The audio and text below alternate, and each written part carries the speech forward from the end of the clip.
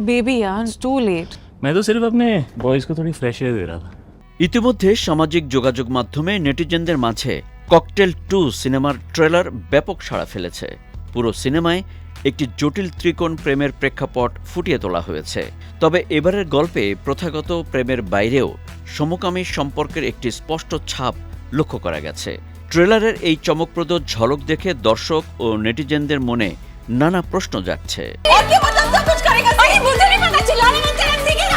অভিনেতা শহীদ কাপুর ও কৃতি শ্যাননের পাশাপাশি এই গল্পের অন্যতম প্রধান আকর্ষণ হিসেবে রয়েছেন অভিনেত্রী রশ্মিকা মান্দানা।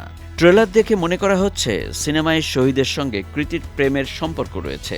তবে গল্প যত এগোয় তাদের তিনজনের মধ্যে ধীরে ধীরে ঘনিষ্ঠতা আরও বাড়তে থাকে। ট্রেলারে তাদের এই সম্পর্কের বেশ কিছু আবেগঘন ও অন্তরঙ্গ দৃশ্য ফুটিয়ে তোলা হয়েছে।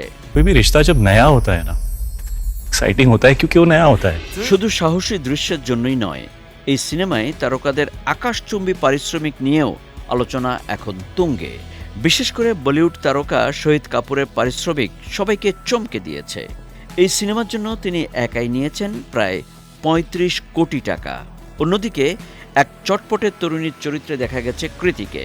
ককটেল 2 সিনেমার জন্য কৃতি শ্যানন ও রশ্মিকা মান্দানা প্রত্যেকে ১৫ কোটি টাকা করে পারিশ্রমিক পেয়েছেন। मैंने कहा हीरा मिल ही गया तो बोली लगा ले।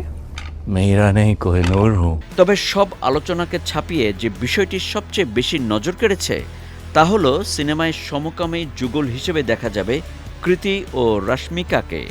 যদিও বাস্তব জীবনে এই বিষয়টিকে সমকামী তকমা দিতে নারাজ কৃতি শ্যানন। এই প্রসঙ্গে প্রশ্ন তুলে অভিনেত্রী বলেন, দুজন ছেলের মধ্যে গভীর বন্ধুত্ব হলে যদি সমাজ সেটাকে অন্য চোখে না দেখে তাহলে দুজন মেয়ের ক্ষেত্রে কেন এমনটা মনে করা হবে।